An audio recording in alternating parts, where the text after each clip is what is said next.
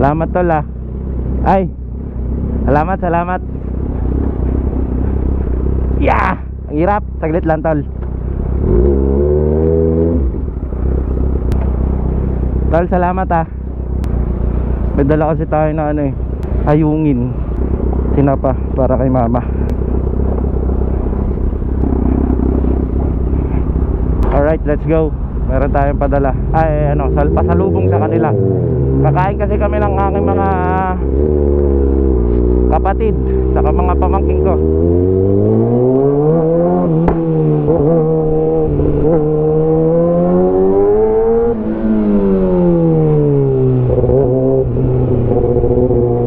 Ayun.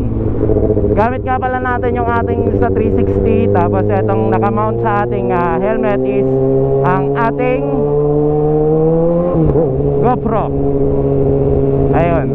Tapos ayun, yung ano, sinabit na lang natin. Yan, sabi ko nga sa inyo, yan ang purpose ng side mirror ko eh. Sabitan ko ng mga ano, pagkain or ng mga naka-plastic, di ba? Sana all.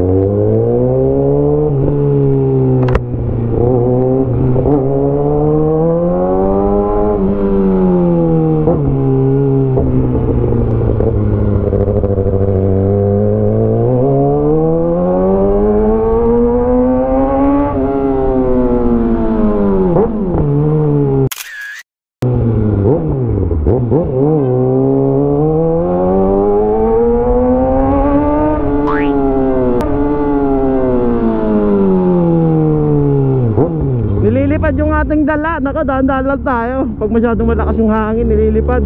Baka matapon. Medyo nagyelo to kasi matagal na tong ano eh, ayungin to, isda. Bali isda siya na ayungin. Pagkakabili pa nga natin dito per kilo is 800. What?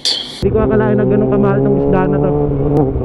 Bali hindi siya ano, hindi siya kasi panahunin kaya siguro mahal. Wow naman. Wow.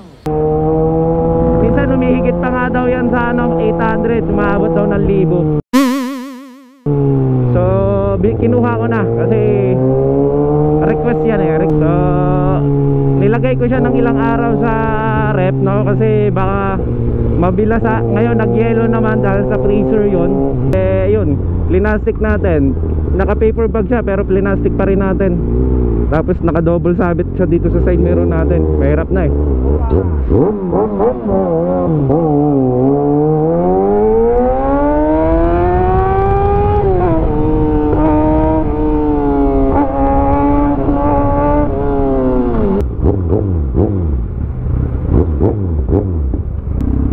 Ayun. Vlog yan, boss. Kita ka dyan, boss. Anong page mo, boss? J-Moto. J-Moto. J-A-Y-M-O-T-O. Walang space. Wala ka sticker, boss? Oh, di ko dala eh. Ay, teka, tignan ko lang. Eh, meron pala.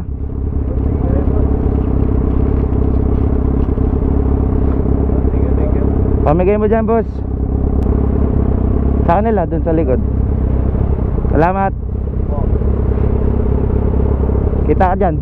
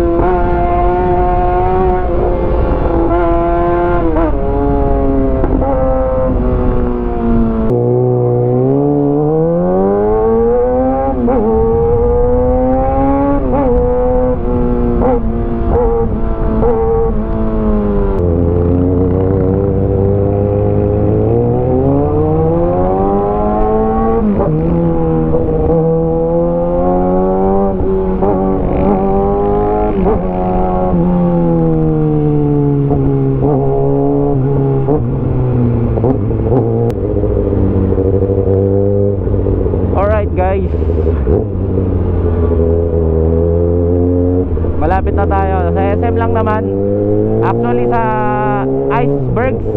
Ngayon pa lang ako makakain doon. No? First time ko. Kung hindi pa tayo nayayang kumain doon ng ating family, hindi pa tayo makakakain doon, no?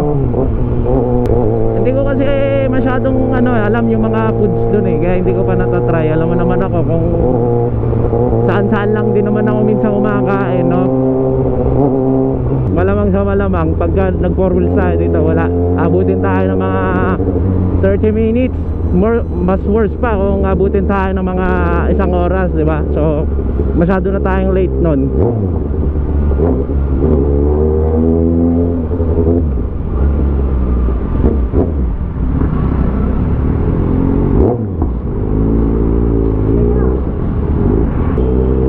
Dito na tayo, SM na tayo. Sabi ko naman sa kanila wag na akong hintayin kumain kasi busog pa ako mamaya sigurado pagdating sa bahay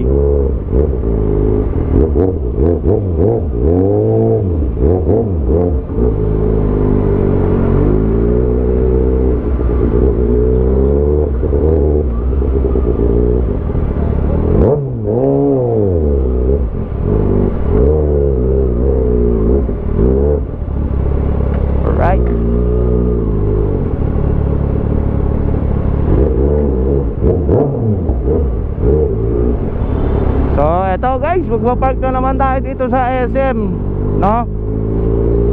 Magpapark na naman tayo, tapos marami na naman mangbabas dyan. Okay lang, ganun talaga buhay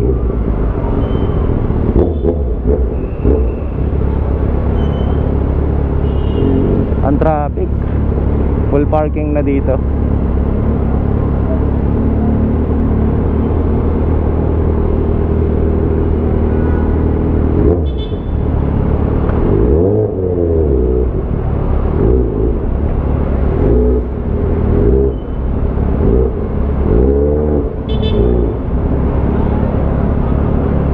Dami kasing tao ngayon dito.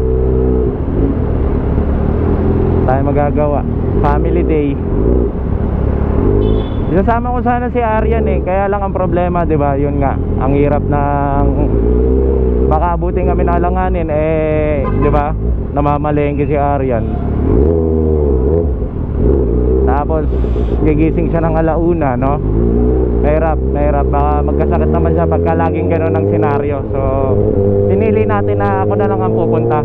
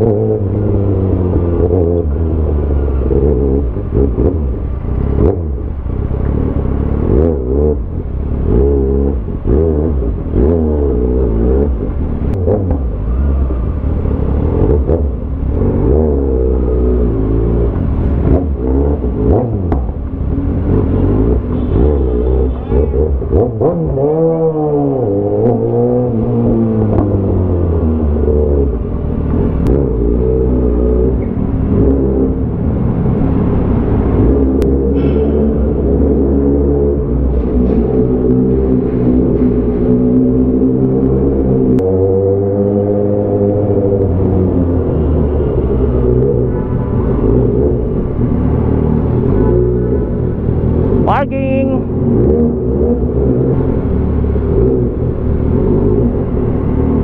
Boss, saan pa may parking?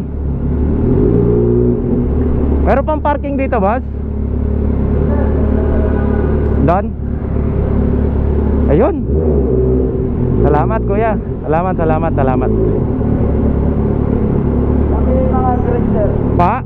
Kami mga grade available. Ay, okay sir. Thank you, sir, ha.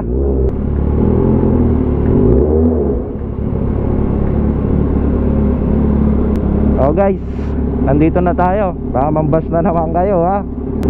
Si kuyang guard na nagsabi, nandito tayo mag-park. Sige. Wow.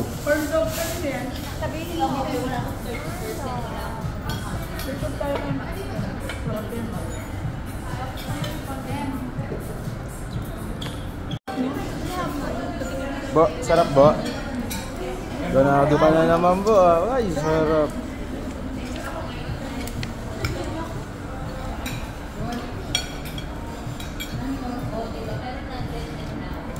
Parang dalaga ka kumain ngayon, China.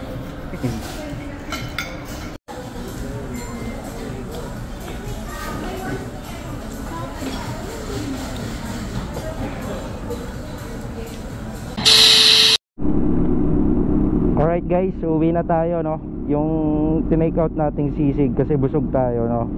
So pina-take out na lang natin yung sisig at naghalo-halo na lang tayo kanina nung kumain kami kanina ng aking mga mahal. So ayan, pauwi na tayo guys. Let's go home na. Kailangan na natin makauwi. Anong oras na rin? So 3 bar pa naman tong ating gasolina. Pwede pa to. Bukas na lang tayo magpapagas. Let's go home.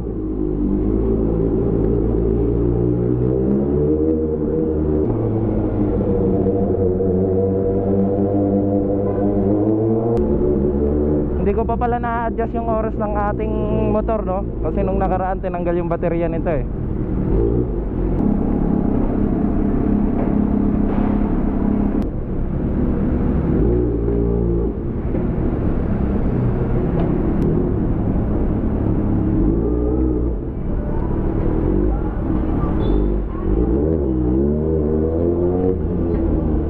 Sana hindi traffic sa dadaanan natin pag nakalabas na tayo dito sa SM North. Medyo traffic talaga dito Nako, parang umuulan pa. Nako po, wag naman sana. Nakaw, nabutan tayo. Maambon-ambon na guys. No choice tayo na ito pagka nagkataon. Ang sarap din sa feeling pagka nakakasama mo yung mga mahal mo sa buhay, no?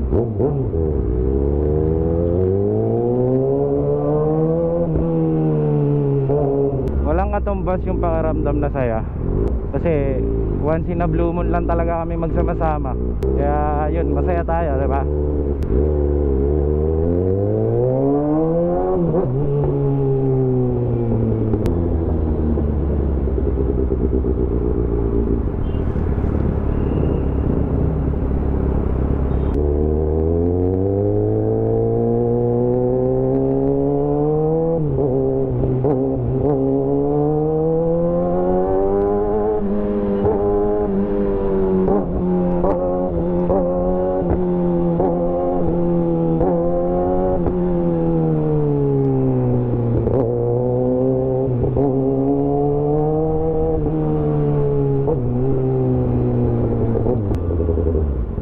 Ginagawa yung daan dito guys, kaya mabuhangin. Dahan-dahan lang tayo, naku po. Konting mali ka lang ng piga ng preno rito, sigurado bubulagta ka eh. Ayun o, yung mga yun, maraming buhangin. May part kasi na medyo mabuhangin, nakakailang. So ride safe sa atin, lalo na pagka mabubuhangin guys.